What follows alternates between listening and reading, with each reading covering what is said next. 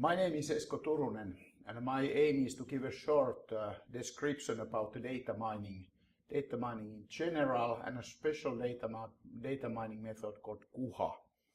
And in general, the difference between data mining and classical statistical methods is that classically you need a hypothesis and then you collect some data and you test your hypothesis. Either the collected data supports your data or it doesn't. But in data mining, you don't assume anything about the data. You just get some data, for example, a record from a hospital patients, different kind of characteristics, how they are treated, what kind of illnesses they have, what kind of drugs they used, and so on. And based on the data, something is supported. So in the first part, I would like to give a definition, what we mathematicians very often do when we start to do something. I define what I mean by knowledge discovery in databases and data mining in general. And then what I mean data in this context. What are the typical data mining tasks and what are the outputs from the data mining procedure.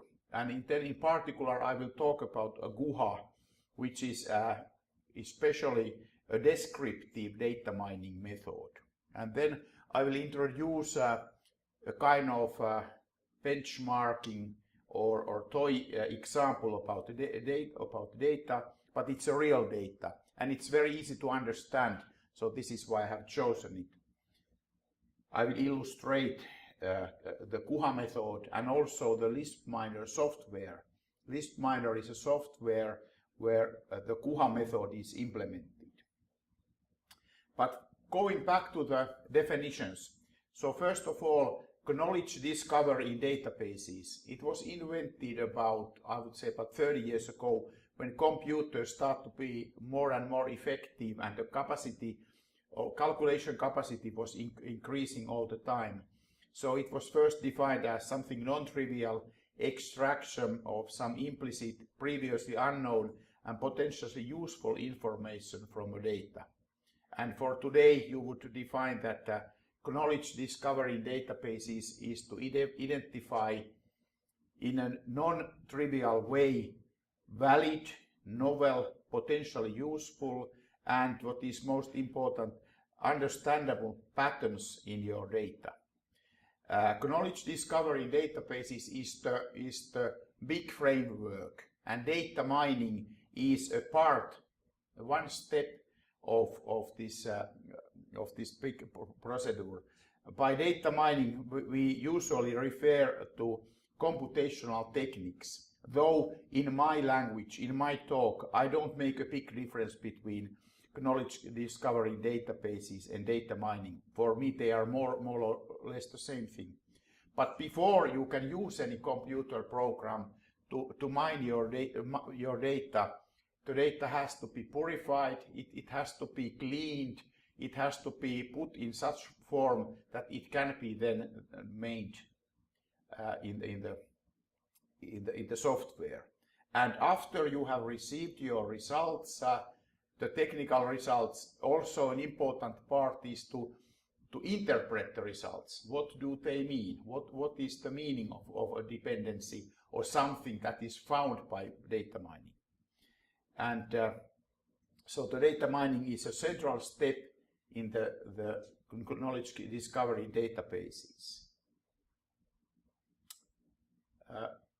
Then what do I mean by data? Actually, if you look at say Google, if you are Googling something, this can be also seen as a kind of data mining. But I'm not talking about Google here or any other research machines. In my data, the data is a single flat table, a matrix, and it would look like this, that there are columns,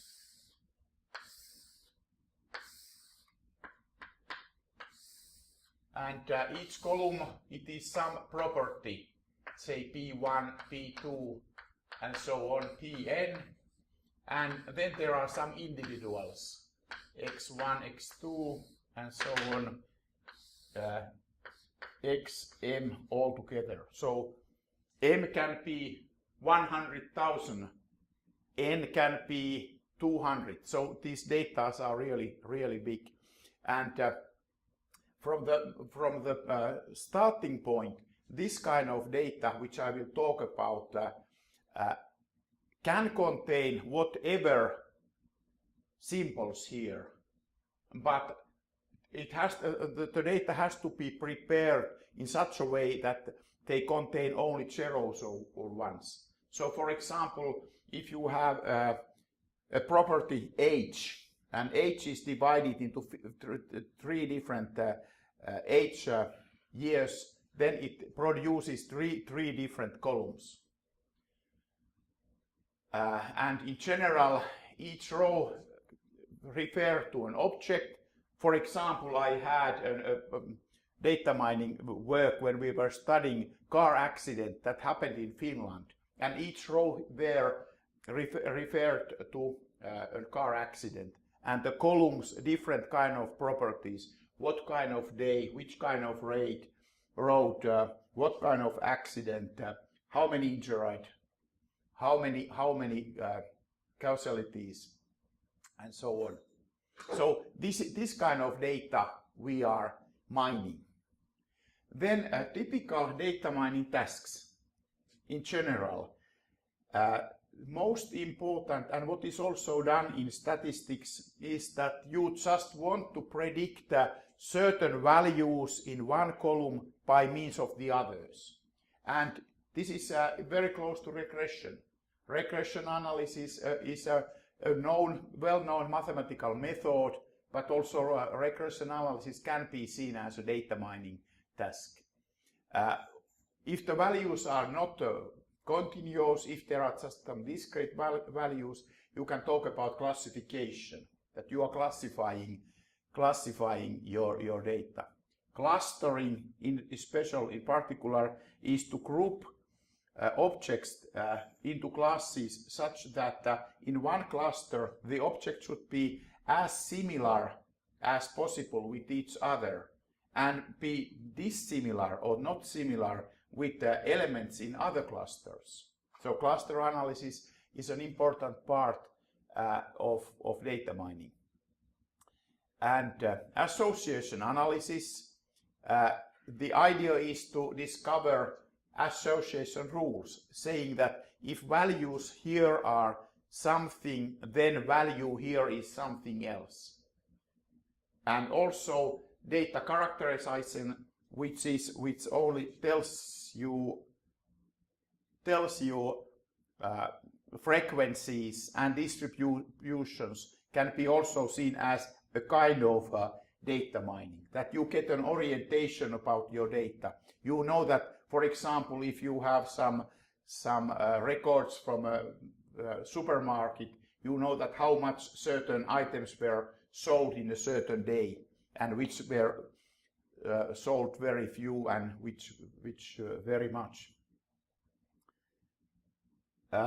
Then also today very important are outlier detection. For example, a bank which is allowing bank loans is extremely interested in the customers.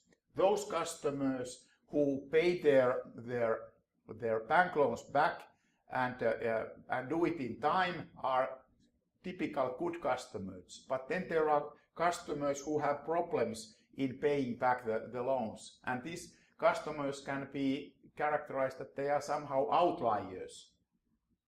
A similar feature can happen that you take the records of students who are passing exams in a university, and the typical student does the studies in certain years, but you would be interested in those students who do the classes in a relatively short time and with good grades. So this kind of students would be outliers, and there would be a data about the student progress, and then the data mining task is to find these extremely well proceeding students. Also quite typical is a kind of evaluation analysis, that you have a data where you have at least 2 time points, that at time point 0 something happens, and then in time point 1 something changes, and you would like to see that what kind of evaluation is, what kind of process is going on in the data, and many others. So they are only the basic data mining tasks. And then the outputs, what comes out by a data mining procedure. It can be an equation. For example, a supermarket chain would be interested in seeing their frequent customers, and they would be interested about features that describe a customer that spends a lot of time, and total spend could be just some constant time h and some constant.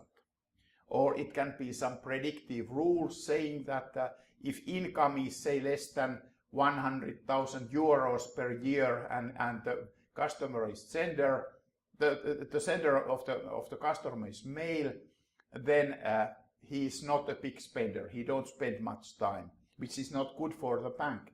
Maybe good for the nature, but not good for the bank or the supermarket. And the same thing can be also expressed by association rules, which, for example, say that if sender is male and age is more than 52, then it implies in most cases, not always, but in many cases, that the customer is a big spender of money. Then there are some probabilistic models, for example, Bayesian networks. There is even at the Helsinki University, they have developed a particular data mining procedure called B-cause, B referring to Bayesian analysis, so that it looks for Bayesian style of distributions of some dependencies. Unfortunately, we don't have time to study that approach now. It is related to the GUHA method a bit, but still it's quite different. Then we can have distance and similarity measures.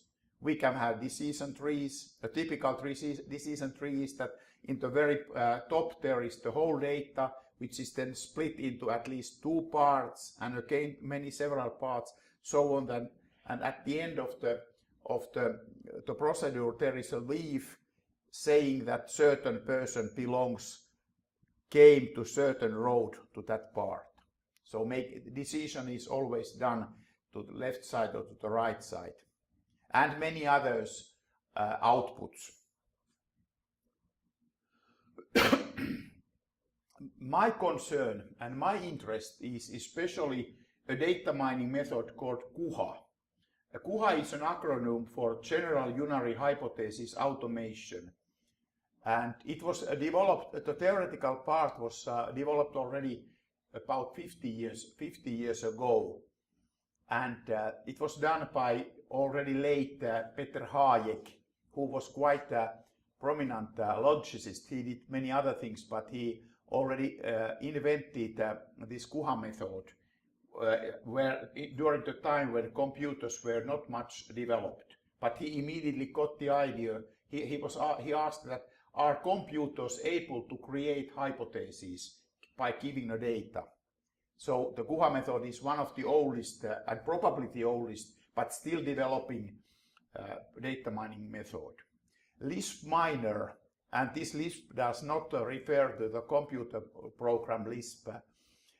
It is developed and it's an implementation of the GUHA features. It is developed and maintained in Prague University of Economics by 2 close friends of mine, Jan Rauch and Milan Šimunek.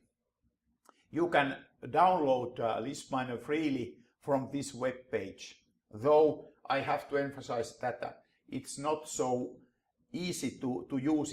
It's rather sophisticated. You have to know what is going on. It's not a commercial product.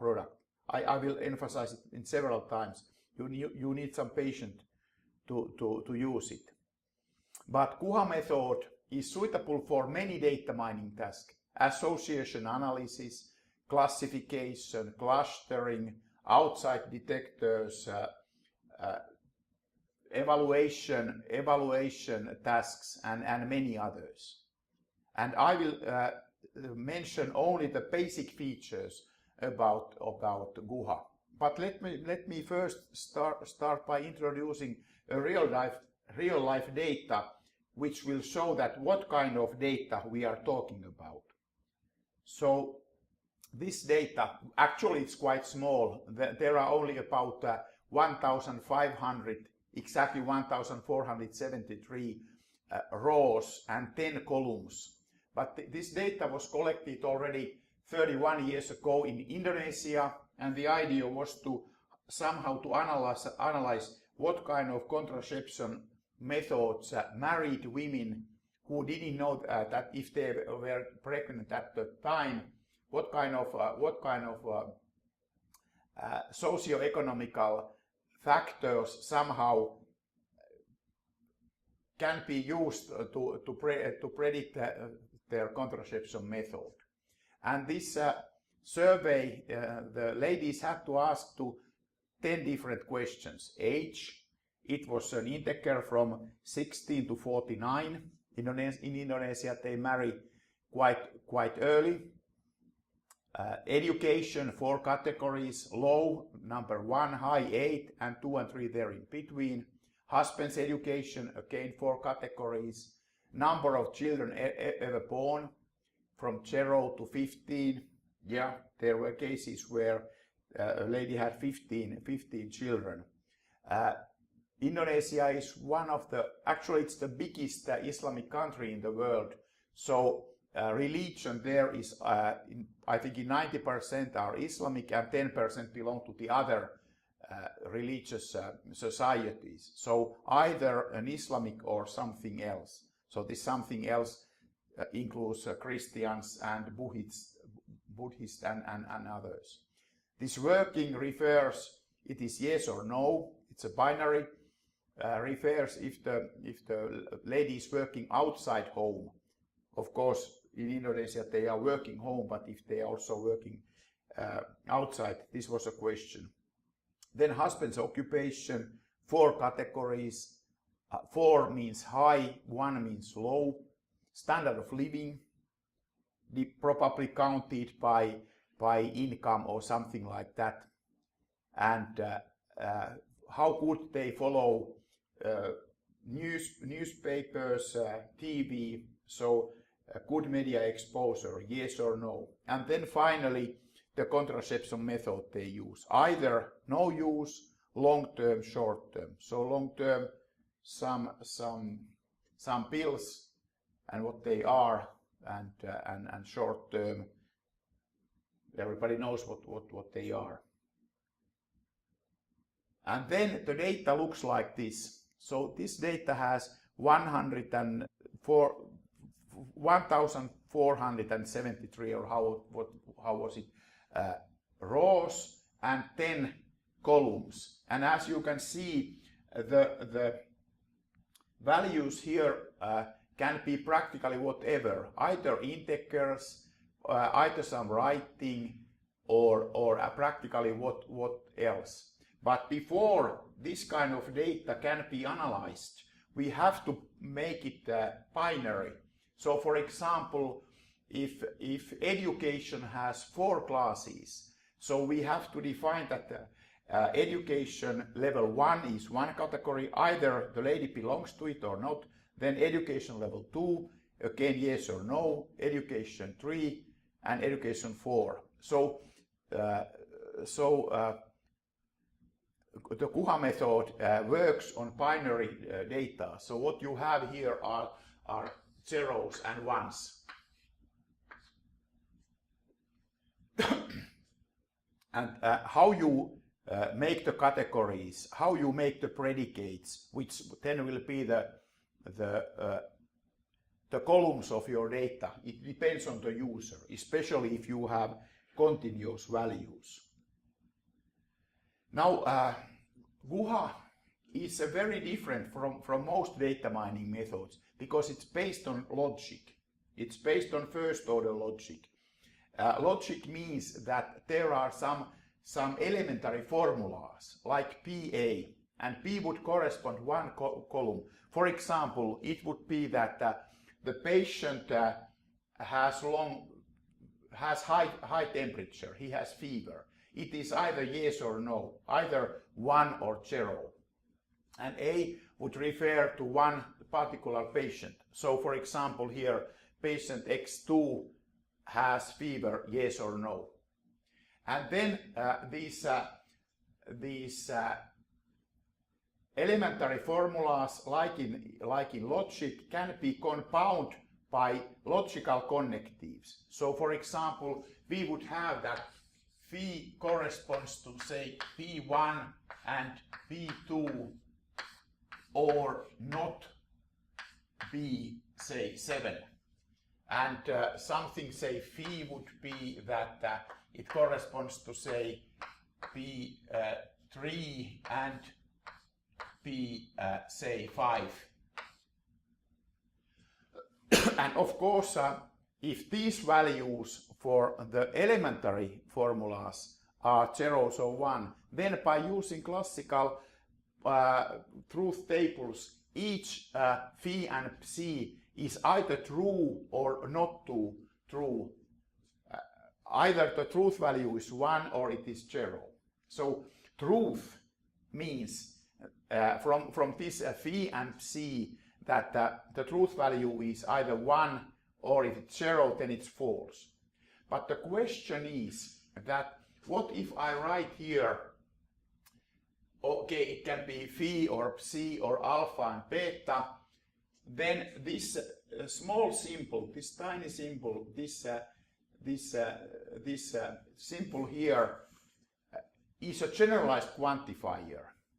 It is not only for all or exist, but it can have a meaning, for example, that alpha makes beta provable, or phi makes psi probable, or alpha and beta or phi and psi are associated, or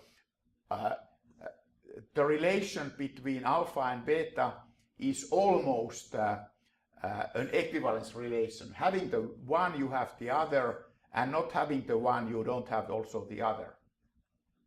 So, and this kind of formulas which are combined with the generalized quantifier, then they are the hypotheses. And some hypotheses, formulas of this time, are either supported or not supported. And we are interested in those formulas that are supported.